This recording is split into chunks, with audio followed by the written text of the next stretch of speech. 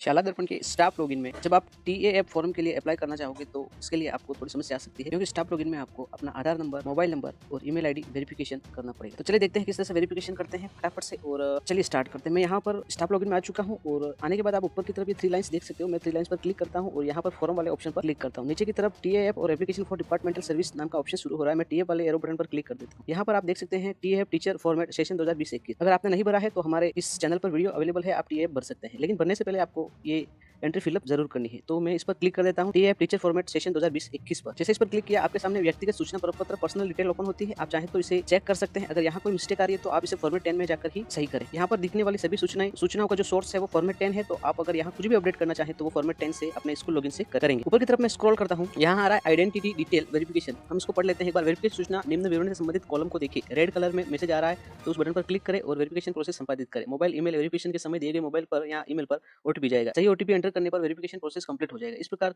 आपके द्वारा प्रपत्र 10 अथवा मोबाइल ईमेल आईडी भी अपडेट कर सकते हैं। तो अगर आप यहाँ कुछ अपडेट करना चाहें तो वहां से कर सकेंगे। आधार वेरिफिकेशन के लिए कार्मिक के नाम, जन्म तिथि, जेंडर व आधार क्रमांक की जो कि P10 में यानी कि फॉर्मेट 10 में दिया हुआ है उस आधार पर कार्ड एवं आधार कार्ड में अंकित है उसके आधार पर होता है। फॉर्मेट 10 में किसी गलत प्रविष्टि के लिए शाला कार्यालय प्रधान से संपर्क कर सकते हैं। इस प्रकार आप आधार कार्ड की किसी गलत प्रविष्टि को सही करवा सकते हैं। ऊपर की तरफ स्क्रॉल करता हूँ, आप यहाँ चेक कर सकते हैं आधार नंबर मेरा ग्रीन मार्क आ रहा है। आप यहाँ पर देख सकते हैं ग्रीन मार्क और वेरीफाइड भी है। वेरीफाई इसलिए आ रहा है क्योंकि मेरी जो डिटेल है वो मेरे स्कूल डिटेल से और आधार की डिटेल मैच हो रहा है, यानी कि मेरा नाम, date of birth, mobile number सब कुछ यहाँ मैच हो रहा है। तो ये ऑटोमेटिक ऑथेंटिकेट हो चुका है। नहीं हो रहा है तो आप अपना फॉर्मेट 10 में आधार नंबर जो डाला हुआ है उस आधार पर लिखी हुई अपनी डिटेल को चेक कर ले, क्या वो फॉर्मेट 10 के आपकी सही डिटेल से मैच करती है। अगर मैच करती है तो निश्चित रूप से आपका यहाँ ग्रीन आएगा। आप यहाँ पर आधार नंबर डाल के वेरिफिकेशन कर सकते हैं। अगर आपका आधार नंबर सही नहीं है, मतलब आधार में डिटेल सही नहीं है, तो आप अपने आधार की डिटेल अपने नज़दीकी आधार सेंटर से जाकर सही करवाएं। बिल्कुल आपके वास्तविक डिटेल जो आपकी मार्कशीट के अनुसार हो उसके अनुसार ही करवाएं। नीचे की तरफ मोबाइल नंबर दे रखा है, उसको वेरीफाई करने के लिए मैं अपना मोबाइल नंबर यहाँ टाइप कर देता हूँ। नॉट वेरीफाई पर क्लिक करता हूँ, ओके पर क्लिक कर देता हूँ। अगर आपको यहाँ पर इसको देखने में कोई प्रॉब्लम हो रही है तो एरो बटन पर क्लिक करेंगे और डेस्कटॉप साइट की तरह से ओपन कर लेंगे। ओपन करने के बाद यहाँ पर मोबाइल नंबर नॉट वेरीफाई आ रहा है तो मैं इस पर क्लिक करूँगा, ओके कर दूंगा। ओटीपी चला गया मेरे मोबाइल नंबर पे। आप ऊपर की तरफ देख सकते हो OTP has been send, enter mobile number. तो मैं वेट करूंगा ओटीपी आने का। फिलहाल मैं इसे क्लोज कर देता हूं और अपने आधार नंबर की ओटीपी भेज के देखता हूं जाएगी ईमेल एड्रेस पे। आप यहाँ देख सकते हैं मुझे एक ओटीपी मिल चुकी है अपने ईमेल एड्रेस पे। तो मैं पहले ईमेल एड्रेस को वेरीफाई कर लेता हूँ। आई हुई ओटीपी को मैंने यहाँ पर लिख दिया है और मैं इसे सबमिट ओटीपी पर क्लिक करूंगा और ओके कर दूंगा। आप यहाँ पर देख सकते हैं मेरा ईमेल एड्रेस वेरीफाई हो चुका है सक्सेसफुली। अब मैं मोबाइल नंबर के लिए ट्राई करता हूँ। जैसे दिख रहे ऑप्शन नॉट वेरीफाइड पर क्लिक किया, ओटीपी मेरे मोबाइल नंबर पर भेज दी गई है ऐसा मुझे मैसेज मिला है।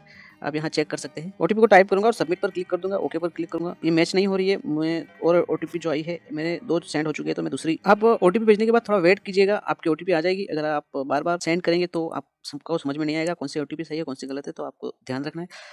आप देख सकते हैं मेरा मोबाइल नंबर वेरीफाई हो चुका है और नीचे की तरफ अगर मैं बताऊं आपको तो यहाँ पर आधार नंबर, मोबाइल नंबर और ईमेल आईडी भी वेरीफाई हो चुका है आज की डेट में। तो इस तरह से आप अपने आधार, मोबाइल नंबर और ईमेल एड्रेस को वेरीफाई करवा सकते हैं। अपने स्टाफ लॉगिन में जा चुका हूँ और आने के बाद आप ऊपर की तरफ ये 3 लाइन्स देख सकते हो। मैं 3 लाइन्स पर क्लिक करता हूँ और यहाँ पर फॉर्म वाले ऑप्शन पर क्लिक करता हूँ। नीचे की तरफ टीएएफ और एप्लीकेशन फॉर डिपार्टमेंटल सर्विस नाम का ऑप्शन शुरू हो रहा है। मैं टीएएफ वाले एरो बटन पर क्लिक कर देता हूँ। यहाँ पर आप देख सकते हैं टीएएफ टीचर फॉर्मेट सेशन 2020-21। अगर आपने फॉर्म भरने के लिए यहाँ पर क्लिक करेंगे और आगे बढ़ जाएंगे।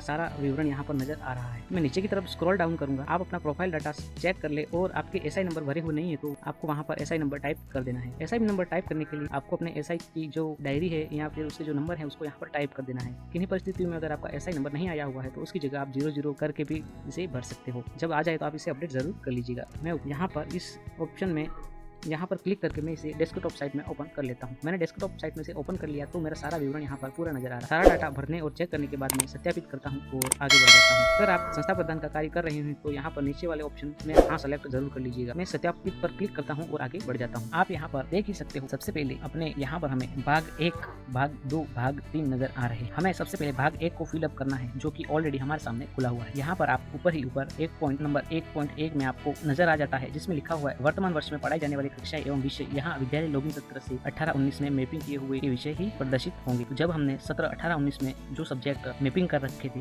वो यहाँ पर आपको प्रदर्शित हो रहे हैं। इन्हीं परिस्थिति में अगर आपको ये विषय यहाँ पर प्रदर्शित नहीं हो रहे हैं तो आप स्टाफ लॉगिन में जा करके आप सब्जेक्ट टीचर मैपिंग में अपने द्वारा पढ़ाए जाने वाले सब्जेक्ट को मैपिंग जरूर कर ले।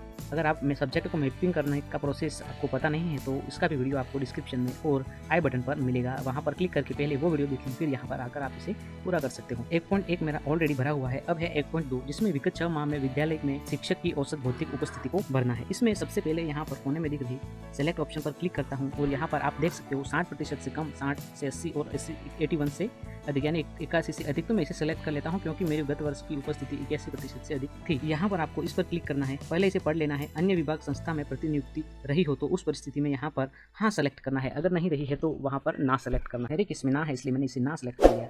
आगे बढ़ते हैं और यहाँ पर आप आगे देख सकते हो अन्य विभाग संस्था में अगर प्रतिनियुक्ति हो तो उन दिनों की संख्या यहाँ पर टाइप करनी है, नहीं है तो उस स्थिति में हम यहाँ पर 0 को टाइप कर देंगे। नीचे एक और लिखा हुआ अन्य गैर शैक्षणिक कार्य किया हो तो दिनों की संख्या लिखनी है, तो यहाँ पर भी हम 0 टाइप कर देते हैं क्योंकि हमारे केस में दोनों ही नहीं है। अब अगला पॉइंट है 1.3 जिसमें कृपया अपने कार्य निष्पादन को नीचे दिए गए मापदंड के अनुसार कक्षा 1 से 5 तक स्वयं रेटिंग देनी है। इसमें औसत हो तो 1 देनी है, औसत से कम हो तो 1 देनी है, औसत हो तो 2, अच्छा हो तो 3, बहुत अच्छा हो तो 4 और उत्कृष्ट हो तो 5 देनी। यहाँ पर सारणी में आपको क्रम संख्या के बाद निष्पादन सूचक वाक्य शब्द दे रखे हैं, उसे पढ़ लेना है। विद्यालय में स्व अनुशासन नियमित एवं सदा, तो आपको 1, 2, 3, 4, 5 जो भी रेटिंग देनी यहाँ पर दे देनी है। मैं यहाँ पर 4 दूंगा। सेकंड पॉइंट यहाँ पर आ रहा है नियमित रूप से शिक्षण योजना बनाना और समीक्षा करना, यहाँ पर भी आपको पॉइंट दे देने हैं। इसके बाद आप यहाँ पर पाठ्य पुस्तकों के अतिरिक्त अन्य सामग्री का कक्षा शिक्षण प्रक्रिया में प्रयोग करने में आपने कितना सहयोग किया, इस तरह से आपको एक एक देख करके भर लेना है और इसके बाद आपको आगे बढ़ जाना है।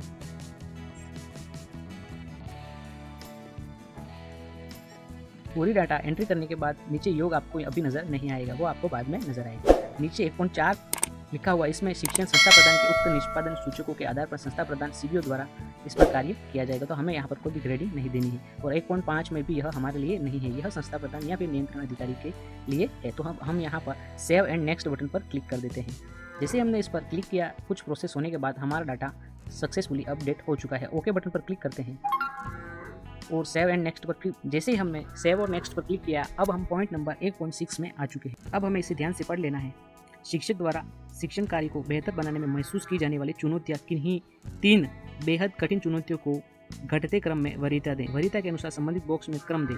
जैसे सबसे बड़ी चुनौती हो तो उसे 1 देना है, उससे छोटी हो तो 2 देना है और उससे छोटी हो तो 3 देना है। हमें यहाँ पर किन्हीं 3 चुनौतियों को नंबर देने हैं, बाकी में हमें 0 0 रहने देना है। हम इसे थोड़ा जूम कर लेते हैं, पढ़ लेते हैं। बच्चों की अनियमितता, यह भी एक तरह की चुनौती है, तो अब यहाँ पर हम इसे वरीयता दे देते हैं। बच्चों की अनियमितता दूसरे नंबर की वरीयता। इसके बाद पढ़ लेते हैं हम अभिभावकों का असहयोग, पाठ्य पुस्तकों का कठिन होना, बच्चों का स्तर कमजोर होना, ये सबसे बड़ी चुनौती है। लेकिन जो प्राथमिक और उच्च प्राथमिक विद्यालय में पढ़ा रहे हैं उनके लिए यह सबसे बड़ी चुनौती नहीं होनी चाहिए। कारण है कि बच्चा अगर पहली बार आपके विद्यालय में पढ़ने आ रहा है तो उस स्थिति में आप इस पॉइंट को सेलेक्ट नहीं कर सकते, तो यहाँ पर आप इसे तीसरी वरीयता दे दीजिए। विद्यालय में कार्य की अधिकता, इसे हम 1 नंबर पॉइंट देते हैं क्योंकि सबसे ज़्यादा समस्या विद्यालय में कार्य की अधिकता भी हो सकती है। अगर आपके केस में जैसे गैर शैक्षणिक कार्य है, ये भी 1 नंबर हो सकता है क्योंकि पढ़ाई के अलावा हमें बहुत सारे दूसरे काम करवाए जाते हैं, तो उस स्थिति में हम यहाँ पर 1 नंबर इसे दे देते हैं। तो हमने 1, 2 और 3 नंबर को वरीयता दे दी और बाकी जो पॉइंट्स हैं उनको 0 0 रखा है क्योंकि हमें केवल 3 ही चुननी थी। अब है 1.7 शिक्षकों द्वारा जिन प्रशिक्षणों की आवश्यकता महसूस की जा रही है, किन्हीं 3 आवश्यकता वाले प्रशिक्षण को आवश्यकता के अनुसार संबंधित बॉक्स में घटते हुए क्रम में वरीयता देनी है। जैसे सर्वाधिक आवश्यकता वाले को 1 नंबर देना है, उससे कम आवश्यकता वाले को 2 और उससे कम वाले को 3, और यह ध्यान ये रहे हमें किन्हीं 3 को ही देना है। मैं इसे थोड़ा जूम कर लेता हूँ और यहाँ पर चुनौतियों को पढ़ लेता हूँ। शिक्षण कौशल, व्यक्तित्व विकास, विज्ञान एवं गणित, अंग्रेजी, विद्यालय प्रबंधन, कक्षा कक्ष प्रबंधन और योगा। तो यहाँ इस स्थिति में हमें किन्हीं 3 को देनी है वरीयता। तो सबसे ज़्यादा हमें किस चीज़ की आवश्यकता है उसे सबसे पहले 1 नंबर देना है, तो हम यहाँ पर शिक्षण कौशल, इसको हम 1 नंबर दे देते हैं। इसके बाद दूसरी हमारी चुनौती है अंग्रेजी, तो यहाँ पर इसे हम दूसरी चुनौती हम सेलेक्ट करते हैं कक्षा कक्ष प्रबंधन, तो हम इसे 2 नंबर दे देते हैं और योगा को दे देते हैं 3 नंबर। तो इस तरह से हमारे द्वारा 3 चुनौतियों को सिलेक्ट कर लिया गया है, बाकी में हमने 0 रहने दिया है। अब है शिक्षकों द्वारा स्वयं के कार्य के बारे में किया गया योगदान, प्राप्त पुरस्कार संबंधी कॉलम में चयन करना। अगर आप किसी कार्य में योगदान दिया है तो उस स्थिति में यहाँ पर आपको टिक लगाना है। तो अब यहाँ पर मैं इसे थोड़ा जूम कर लेता हूँ। जूम करने के बाद सहयोग गतिविधियों का संचालन, क्रियात्मक अनुसंधान, पुरस्कार वितरण में,